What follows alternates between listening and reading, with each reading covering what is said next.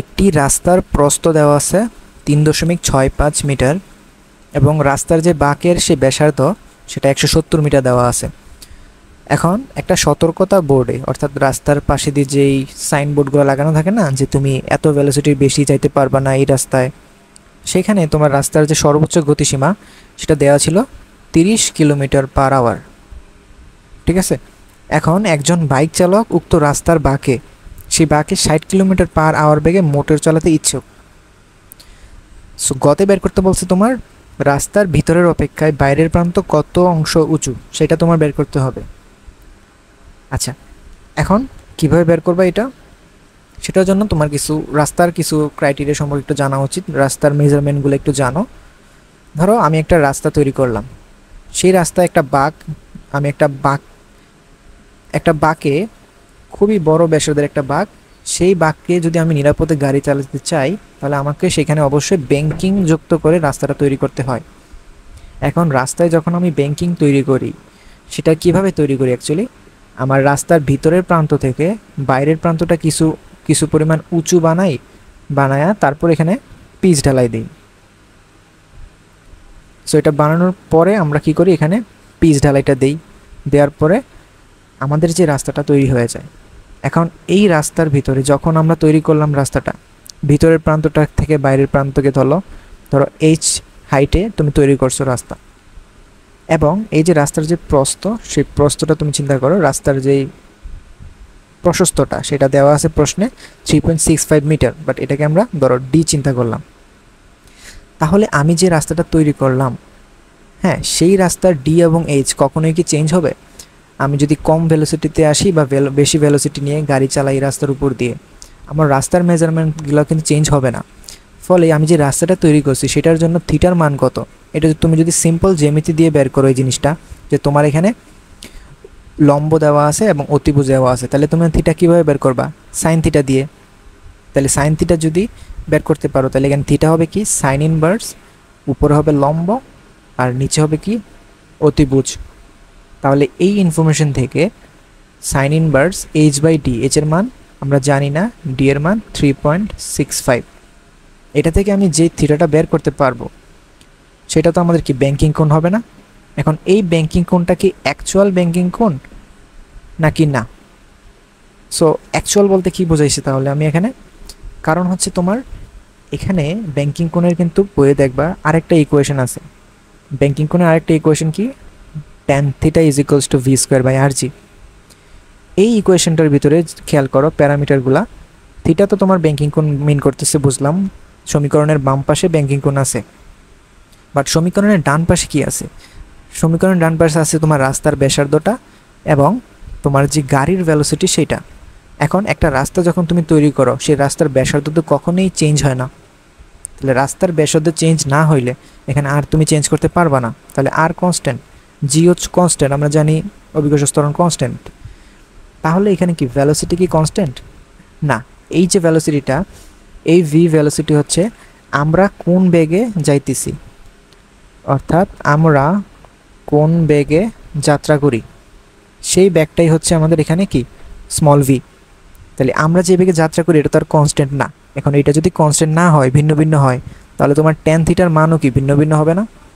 Tan থিটার মান ভিন্ন ভিন্ন হওয়ার মানে কি, তোমার থিটার যেটা সেটাও কি হওয়া ভিন্ন হওয়া। এখন তুমি যখন একটা রাস্তা তৈরি করে ফেলছো সেই রাস্তার কি ব্যাংকিং কোণ ভিন্ন ভিন্ন হওয়া পসিবল? ভিন্ন ভিন্ন হওয়া মানে কি বোঝায়, যে তোমার এই যে রাস্তার যে থিটার মানটা সেটা কন্টিনিউয়াসলি চেঞ্জ হইতেছে, তাহলে রাস্তার উচ্চতা কি কন্টিনিউয়াসলি চেঞ্জ হতে থাকে? এমন কিন্তু ঘটে না।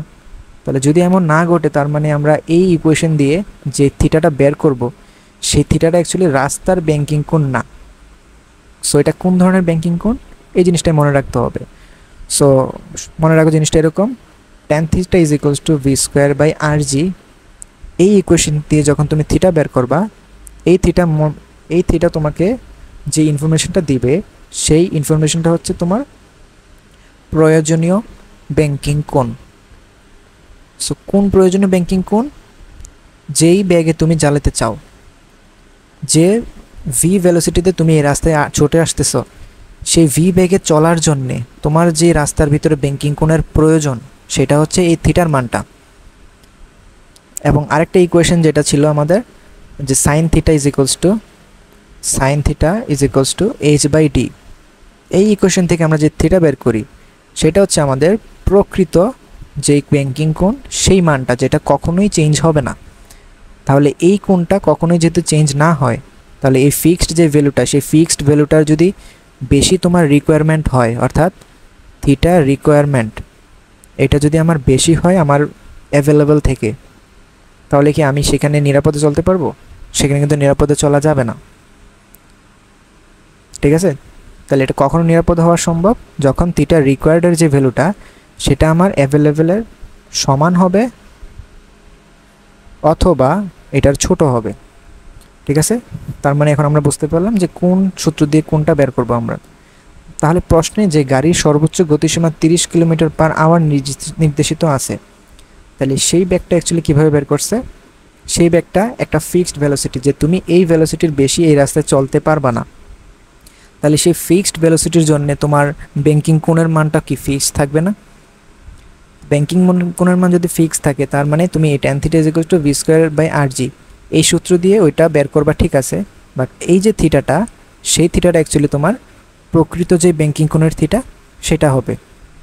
তার মানে প্রশ্ন মতে আমরা যদি লিখি tan θ = v²/rg, এখান থেকে যদি আমি থিটা বের করি, velocity square tan inverse velocity হচ্ছে 30 কিলোমিটার/আওয়ার, এটা থেকে আমরা মিটার/সেকেন্ডে নিব, নেওয়ার পর স্কোয়ার করব, স্কোয়ার করে আমি নিচে লিখব r/g।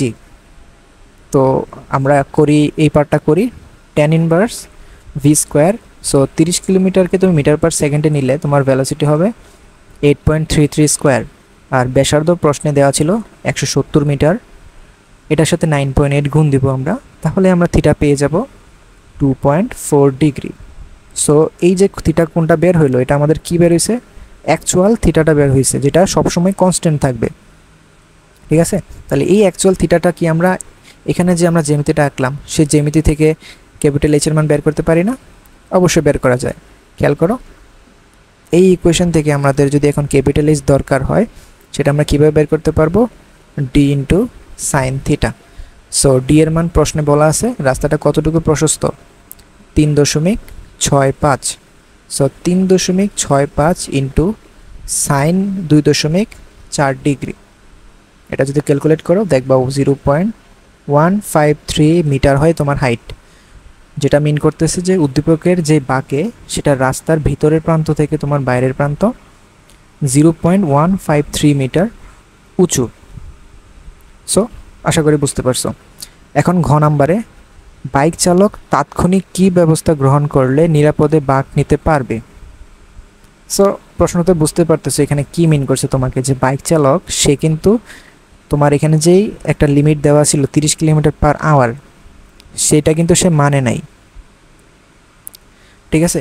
এখন 30 কিলোমিটার/আওয়ারের জন্য তোমার একটা রাস্তার একটা ব্যাংকিং কোণ ছিল না আলাদা করে? আমার যে রাস্তার 30 কিলোমিটার/আওয়ার, সেটার জন্য কিন্তু আমার রাস্তাটা একটা ফিক্সড অ্যাঙ্গেলে থাকতে হয়। সেই ফিক্সড অ্যাঙ্গেলটা কত? গতে বের করছি আমরা 2.4 ডিগ্রি। তাহলে এই যে 2.4 ডিগ্রি অ্যাঙ্গেলে রাস্তাটা আগে থেকেই হেলে আছে, সেই হেলানো রাস্তায় তুমি বাইক নিয়ে যাইতে চাইতেছো কতটুকু ব্যাগে? ধরো এখানে একটা বাইক, এই বাইক নিয়ে তুমি যাইতেছো 60 কিলোমিটার/আওয়ার। 60 কিলোমিটার/আওয়ার এই যে ভেলোসিটি v', সেটা মিটার/সেকেন্ডে নিলে হয় 16.67 মিটার/সেকেন্ড। তাহলে এই ভেলোসিটি নিয়ে তুমি যদি বাইকটাকে একেবারে সোজা যদি এই রাস্তা দিয়ে চালাতে চাও, তাহলে কি এটা সম্ভব? এটা কিন্তু সম্ভব না। কারণ কি? তোমার এই 2.4 ডিগ্রি ব্যাংকিং কোণ হইতে হইলে তুমি যদি এই ব্যাংকিং কোণ একটা গাড়িকে যদি এরকমভাবে রাখতা, সেই গাড়িটা কিন্তু ইচ্ছা করলে সে নিজের মতো করে যে কোনো ভেলোসিটিতে যাইতে পারবে না। তার জন্য যে হাইয়েস্ট ভেলোসিটির লিমিট, সেটা কিন্তু প্রশ্নে বলাই ছিল যে কত মিটার/সেকেন্ড? 30 কিলোমিটার/আওয়ার। সো গাড়ির জন্য এটা হচ্ছে তোমার লিমিট, বাট বাইকের জন্যে এটা কি তোমার সম্ভব? এটা কিন্তু সম্ভব, এবং সম্ভব কিভাবে সেটাই তোমার বের করতে হবে, যে সে যদি তাৎক্ষণিক কোনো একটা ব্যবস্থা গ্রহণ করে তাহলে তাকে নিরাপদে বাঁক অতিক্রম করাইতে হবে। তো এখন আমি এই জিনিসটা ব্যাখ্যা করতেছি। সো একটু ভালোভাবে চিন্তা করো, আমরা যখন ব্যাংকিং কোণের যে ম্যাথগুলো করতেছিলাম, সেই ব্যাংকিং কোণের ম্যাথগুলো করার সময় আমরা একটা জিনিস খেয়াল করছি যে আমাদের সাইকেল এবং যেই গাড়ির জন্য যে ব্যাংকিং কোণের ইকুয়েশনগুলো পড়ছি, সেই দুইটার ভিতরে একটা পার্থক্য ছিল। কি পার্থক্য ছিল সেই দুইটার ভিতরে? যে আমাদের যে গাড়িগুলো ছিল সেটার জন্য যে ব্যাংকিং কোণের অ্যানালাইসিস করছি, সেখানে আমরা ধরে নিছি যে গাড়িগুলা নিজেরা কখনোই বাঁকতে পারবে না। সো গাড়িগুলো সবসময় এরকম ভূমির উপর এরকম ফিক্সড হয়ে সে বসে আছে।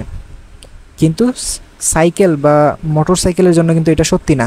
মোটর সাইকেল চাইলে সোজা যেতে পারে, আবার মোটর সাইকেল চাইলে একটা নির্দিষ্ট অ্যাঙ্গেলেও কিন্তু হেলতে পারে।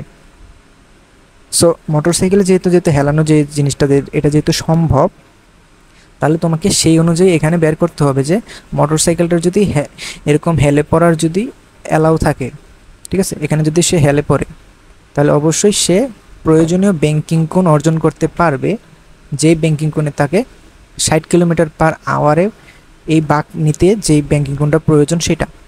তাহলে 60 কিলোমিটার পার আওয়ার বা এত বেগে সে যদি চালাইতে চায় বাইক ওই রাস্তায়, তাহলে তার কি পরিমাণ থিটা রিকোয়ার্ড, সেই রিকোয়ার্ড ব্যাংকিং কোণটা যদি আমরা মান বের করতে চাই, কীভাবে বের করব?